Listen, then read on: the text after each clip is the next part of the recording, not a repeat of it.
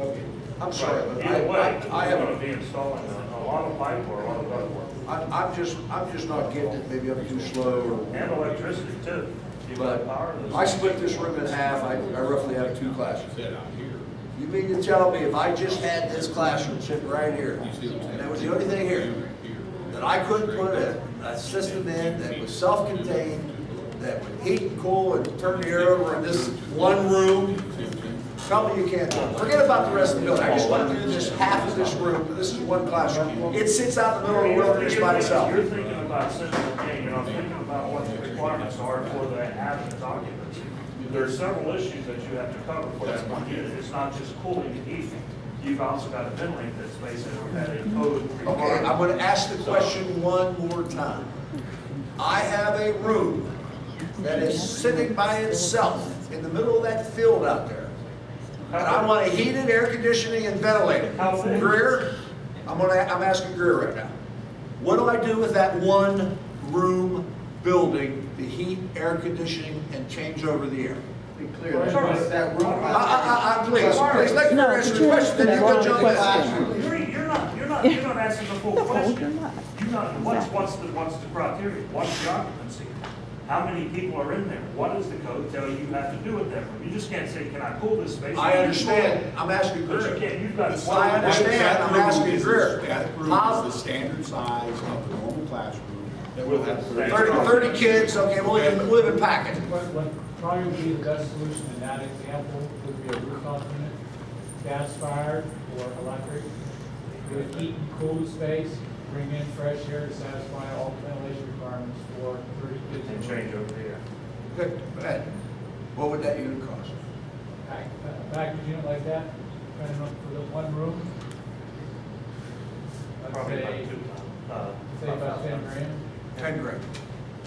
Did you get your answer? Install. How many rooms are there? Did you get your answer? How many rooms are we going to put on Well, I But don't then know. you gotta control. How many rooms, wait a minute, he asked a question, how many rooms are we going? Classrooms, not counting cafeteria, or Let me see, let's start with, let me see. You have it here somewhere. To apply that analogy is not practical. Well, regardless, how many rooms do we have? You can't do that. Bob, I understand, I'm with you, okay? My point is, how many rooms are there in $2,730,000 to put the system in, when I got, how many rooms? 40 classrooms, not counting your All right. auditorium, gym days, and Okay, cafeteria. all right. classrooms, that's 40 classrooms, and then you have the auditorium and the gym, Cafeteria. and the cafeteria, okay? 40 class. Plus all the area. $500,000. you got $2.5 million left. $500,000, I got $2.7 million here, come on.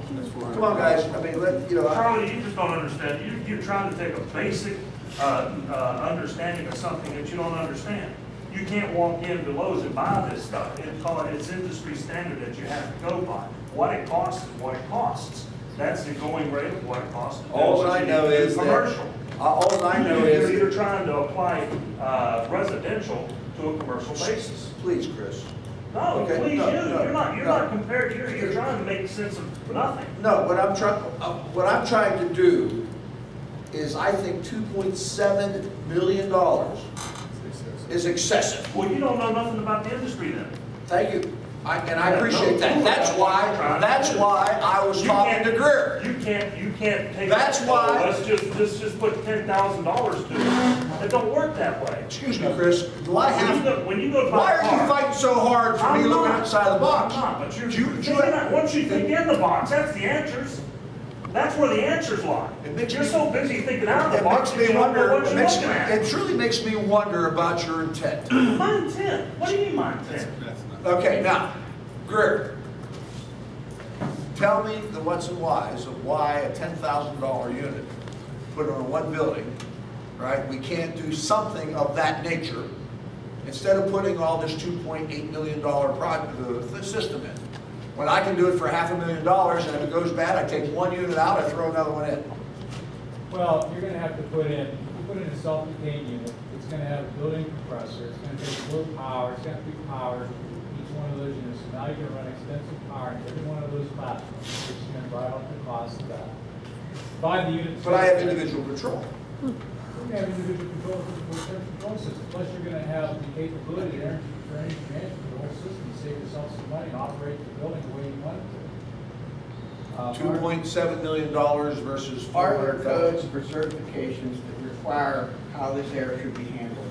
Well, once we replace those units, Yeah. they have to meet today's energy code and ventilation code. Sure. So when we And pull with that those, unit out, you know, there's no going back. So we have to run separate power to each unit.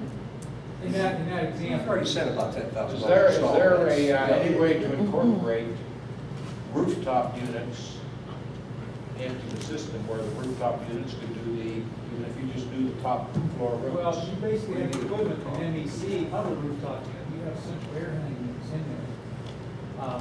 They're built. I'm sorry, I didn't hear the last thing you said. I said you basically have the equivalent of a rooftop unit in the main building of MEC. You have central air handling units in there. I think there's one rooftop unit on the auditorium, but everything else is central air systems in the main building. And over at the annex, they're unit ventilators, so they're pipe systems. In the classrooms in the main building, it's all pipe systems. So what we talked about, if you recall, that we thought we might be able to save some of that ductwork. We did, in this budget we put in there, we have a number here to replace it all, but we talked about possibly saving some of that ductwork because we can save it all. But that's not factored in these numbers. No, well, it's too early to tell you that we can do that. We're just looking for, I'm looking for ways to do what we need to do without the excessive costs, and maybe there are some ways to cut back. Same thing, Okay, wait, hold on. same thing with the piping, there's an opportunity to save some of the piping that's in the school that we're using as well. These numbers include total piping replacement, but we do have proposals we've received already for x-raying the existing piping, so we can kind of pick and choose what's good and what's bad. It's mainly on the heating pipe. Scott, Yes. what's your opinion of the package? It wouldn't work very well. Actually, my honest opinion, it'd be a disaster. I didn't hear that. It'd Disaster. be a disaster. It wouldn't work very well. Thank It you. just wouldn't. The 2.7 on money, I don't know, but also, I'm sure Greer, Chris, whoever can attest, once you start using forced air systems, that air is gonna be so dry in January and February. You're gonna have complaints from kids and from others. You have to have some way to put some kind of moisture back in the air. And as people do. Your specialty's HVAC, right? So